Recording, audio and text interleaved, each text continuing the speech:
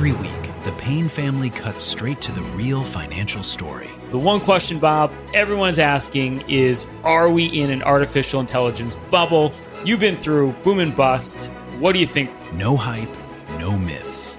Just what actually matters to your money. Does feel very similar to what we experienced in the 90s. Where are we, though? Are we in 1995, 1997, 1999? Listen to the Pain Points of Wealth on the Red Apple Podcast Network. Listen, all you New Yorkers.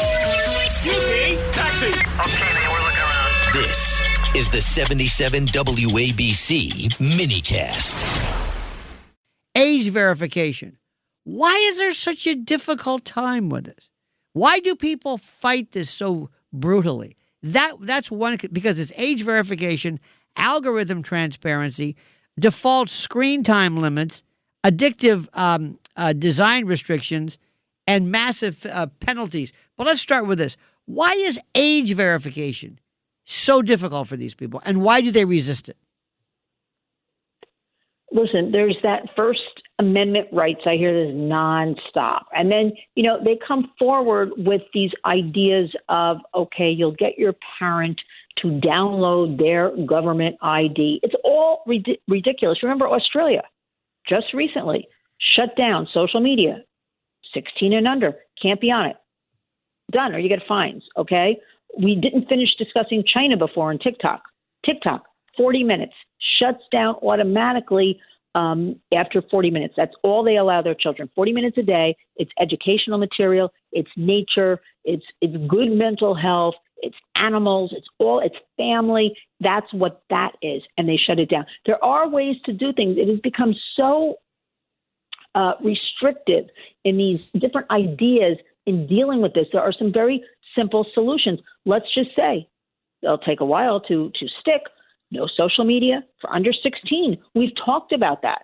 We have the doctors, the psychologists, the psychiatrists, so many of them, medical doctors, many studies. This caused this illness, this mental health, this, everything by the internet. And again, we're not, we are pro-tech, but we can't have this kind of content with our kids.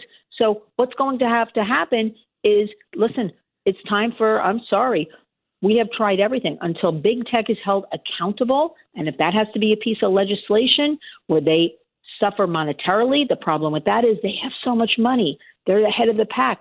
They actually think, all right, if we had to pay out a couple of $1 billion, that's collateral damage. Like, we don't care. Now, we're going to rule the roost. So unless something like this lawsuit proceeds, wins, and the pileup, remember, the pileup of the American public, it's building. People are gaining knowledge of all this. So we're in a good place right now. Remember this. When you start seeing ads on TV when they say, do you or someone in your family?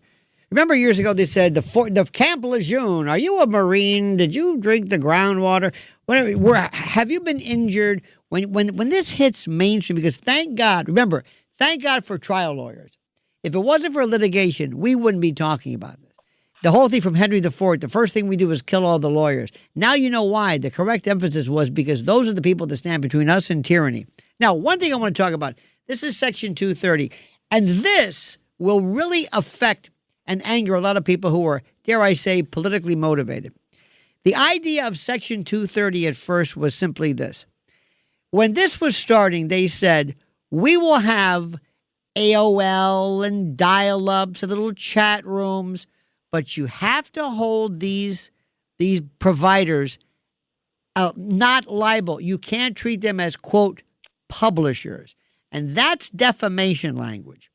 When you're a publisher, because one of the elements of defamation is you have to make a statement that is a statement of fact which causes damages, but then there's, quote, publication, meaning it went out, people heard it. You can't whisper a defamation to somebody. People have to hear it. So what they said was, let's come up with this Section 230 that by statute, by congressional edict says that these companies are not considered publishers. They are not publishers. Terrific. Because after all, we're just neutral. Then something happened which is interesting. These are the people who said they want immunity without responsibility. They get all the legal protection without acting like publishers, but they pick the winners and the losers. They censor certain viewpoints. They boost certain narratives. They hide behind the we're just hosting content business. Remember when people during the COVID years, if you will, or year, whatever it was, dared to bring up something about alternative palliative care, ivermectin, hydroxychloroquine, or masks don't work. They shut you down. So let me just say this. Interestingly enough, these people who have no say over content, who just are neutral providers, came out of nowhere.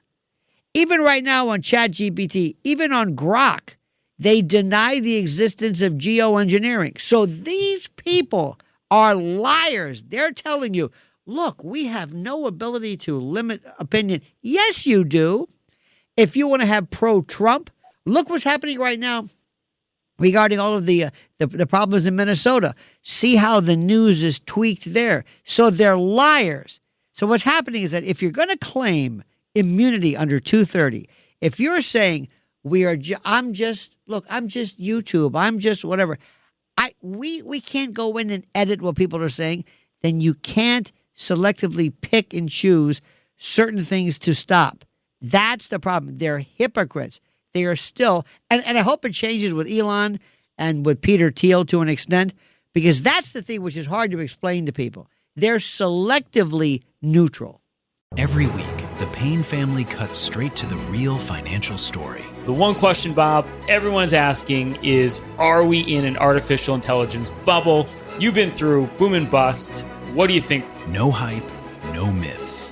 Just what actually matters to your money. Does feel very similar to what we experienced in the 90s. Where are we, though? Are we in 1995, 1997, 1999? Listen to the Pain Points of Wealth on the Red Apple Podcast Network.